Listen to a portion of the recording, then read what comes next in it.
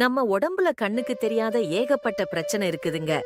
இது எல்லாமே நாடி புடிச்சு பார்த்தும் கண் விழியை பார்த்தும் உடல் பாதிப்பை கண்டறிந்தும் மருத்துவம் அளிக்கப்படும்னு சொன்னா நம்ப முடியுமா?